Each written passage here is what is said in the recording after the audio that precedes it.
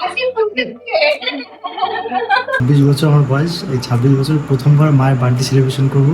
দেখি মায়ের রিয়াকশনটা কিরকম হয়। এখন 11:30 বাজে আর আধা ঘন্টা পরে। আর সেটাও আমার জন্য। হ্যাঁ, তো সেলিব্রেশন করার জন্য তো অনেক কিছু দরকার হয়, তো তার জন্য কেকটা এবং ছোটো ছোটো কিছু জিনিসপত্র নিয়ে এসেছি। ফুল নিয়ে এসেছি, এগুলো মানে সাজানোর জন্য টুনি লাইট দিয়ে সাজাবো। তো সবটাই ওর প্ল্যানিং ছিল। প্ল্যানিংটা কীরকম লাগছে তোমরা অবশ্যই আমাদের জানাবে। আর মাকে ঘুম থেকে তুলে নিয়ে এসেছি, সেই ভিডিওটা আর করা হলো না। এখন কেকটা মাকে দিয়ে কাটাবো। মা তো বিশাল খুশি হয়েছে। ঘুম চোখে একদম চোখে কিছু দেখতে পাচ্ছি না ঘুমে।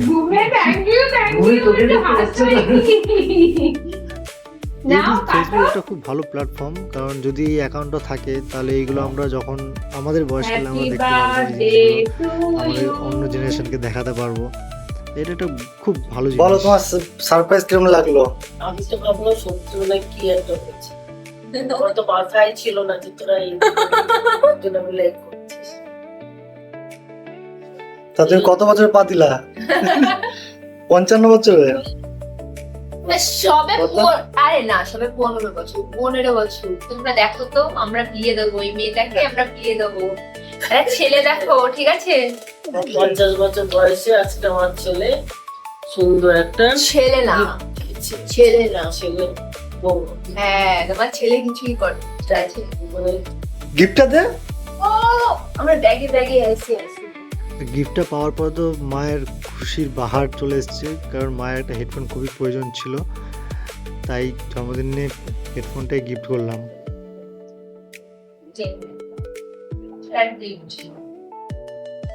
এটা হালকা হবে, গলার হার হালকাই হয়।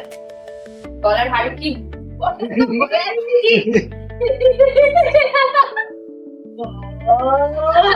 এতগুলো পকেটে মেরে হাসি ফুটছে।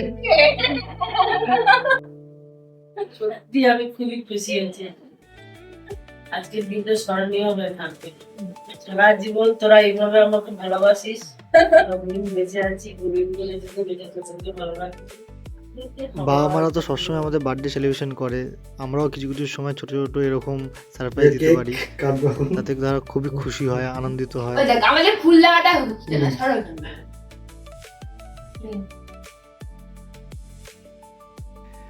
মিওমার থেকে কেকটা নেওয়া আমার তো খুব পছন্দ হয়েছে কেকটা। আমি তখনই খেয়ে নিচ্ছিলাম, আমার আর মানে ওয়েট করতে পারছিলাম না। সত্যি সুন্দর। আমি না খাবো না। কিভাবে খাচ্ছে গাইস?